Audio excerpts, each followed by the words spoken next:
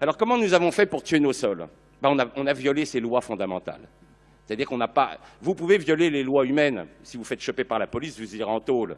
Mais ce n'est pas très grave pour l'ensemble de l'humanité. Mais quand on viole les lois universelles, les lois de la biologie, là, c'est très grave. Alors comment on a fait pour tuer les sols? On a inventé deux armes de destruction massive des sols. D'abord la charrue. Au début, les hommes, ils gratouillaient la terre avec les chevaux, c'était pas bien grave. Mais quand on a découvert le tracteur, vous savez, c'était Victor Hugo qui disait, pour montrer la fascination des hommes devant les grosses machines, une immense force qui aboutit à une immense faiblesse, voilà ce qui fascine les hommes. Les mecs, ils bandent comme des fous devant un gros tracteur de 300 chevaux, ils n'en peuvent plus. Donc, ils bousillent les sols en les retournant. Première erreur, ils mettent la matière organique au fond. Or, il se trouve que tous les champignons du monde sont aérobies. Il n'existe pas de champignons anaérobiques sur Terre. Tous les paysans qui ont eu l'occasion de planter un piquet dans le sol le savent, quand ils sortent le piquet, la pointe du piquet est intacte et le piquet est complètement rongé sur les premiers centimètres. Donc quand vous mettez de la paille dans le sol, vous ne faites plus d'humus. C'est pour ça qu'on arrive à ce système très étonnant que les anciens faisaient à peu près 2 tonnes de paille en France en 1900, ils avaient 4% de matière organique. Maintenant, nous avons 5 à 6 tonnes de paille en France et nous n'avons plus que 1,6% de matière organique sur l'ensemble du territoire. Nous avons divisé par 2 notre matière organique alors qu'on a multiplié par 2 les pailles. Pourquoi? Parce que nous les enfouissons. Et à partir du moment où vous enfouissez, c'est fini, vous ne ferez plus jamais d'humus. Heureusement d'ailleurs pour la ville de Venise qui repose sur des piliers de bois, ces piliers de bois sont sous l'eau en anaérobiose et aucun champignon ne peut les écrouler. C'est pour ça que la ville est toujours là. Donc première erreur, enfouissement de matière organique. Et le nombre de gens que je vois en mettre du compost avant de planter un arbre passent leur temps à faire cette erreur qui est une erreur fondamentale contre les lois universelles. Deuxième erreur, on apporte les engrais chimiques. Qu'est-ce que font les engrais chimiques? Ils stimulent les bactéries. Or, les bactéries, elles sont minéralisatrices, elles ne font pas d'humus, elles minéralisent. Et les bactéries, elles se multiplient 20 fois plus vite que les champignons. Donc, qu'est-ce qui se passe quand vous mettez des engrais chimiques? Vous accélérez la minéralisation de la matière organique. Quand la matière organique tombe trop bas, la faune disparaît puisqu'elle se nourrit de cette matière organique. Un pays comme la France, nous sommes passés de 2 tonnes de vers de terre en 1950 à l'hectare à moins de 100 kilos. Qu'est-ce qui se passe quand il n'y a plus de vers de terre? Les vers de terre, je vous ai expliqué qu'ils remontaient tous les jours de la terre. Ils remontent de la potasse, du phosphore, de la magnésie, du calcium. Plus de remontée par les vers de terre. Les éléments vont descendre. Pollution des nappes, pollution des rivières. Vous rentrez dans ce qu'on appelle, après cette dégradation biologique des sols, vous rentrez dans ce qu'on appelle la dégradation chimique. Votre terre va perdre ses éléments nutritifs. Vous allez envoyer de l'azote dans les nappes, vous allez envoyer du phosphore dans les rivières, etc. Vous appauvrissez vos sols.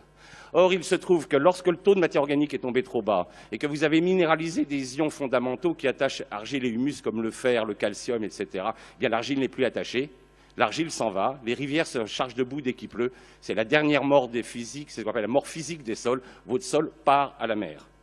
Donc, qu'est-ce que ça veut dire pouvoir faire une agriculture durable? C'est reconnaître que la propagande des multinationales, et de la propagande, ce n'est pas de la science, il va falloir remettre de la science dans l'agriculture. Or, l'agriculture n'a plus de science depuis 50 ans, elle n'a que de la technique, elle n'a que des produits chimiques, elle n'a que des grosses machines, c'est-à-dire qu'elle fait tourner le business agro-industriel. Mais cette agriculture n'est pas là pour nourrir les hommes, elle est là pour enrichir l'agro-industrie. Or, le problème qu'on a maintenant avec 7 milliards d'individus, c'est qu'il va bien falloir se décider à nourrir les hommes. Et nous avons maintenant 1 milliard d'hommes qui souffrent de la famine. Donc, la révolution verte, c'est un échec total. Le problème, c'est que cette société qui est obsédée par le profit ne veut pas reconnaître ses torts. Elle ne veut pas reconnaître que la Révolution verte est responsable de la famine d'1 milliard de personnes, c'est-à-dire autant d'habitants qu'il y avait en 1800 sur cette planète. Donc il va falloir changer complètement notre agriculture. Il va falloir, à mon avis, dissoudre des sociétés comme Monsanto, Novartis et compagnie, qui sont des assassins. Il va falloir qu'on crée une espèce de justice internationale sur crime contre la vie. Ce sont des criminels contre la vie, ces gens-là. Ils ont tué... moi, l'activité biologique des sols que je mesure, elle ne cesse de baisser depuis que je la mesure. Je la mesure depuis 89, est en baisse constante. Et quand je compare avec les chiffres du début de 1900, nous avons perdu à peu près 90% de notre activité biologique. Et en particulier, les grands disparus, c'est les champignons. Les champignons ont complètement disparu avec les engrais chimiques. Or, c'est eux qui font les humus. Et depuis qu'il n'y a plus de champignons, vraiment, les sols vont très très mal. Et c'est pour ça, là, tout à l'heure, vous parliez du BRF. Pourquoi le BRF a un effet tellement spectaculaire sur la relance de la vie des sols? C'est que vous apportez de la lignine. C'est vous redonnez cette substance que seuls les champignons sont capables d'attaquer et vous remontez le C sur N. C'est-à-dire vous remontez le rapport carbone-azote. L'agriculture n'a pas besoin d'azote, elle a besoin de carbone. C'est ça que les agronomes n'ont toujours pas compris.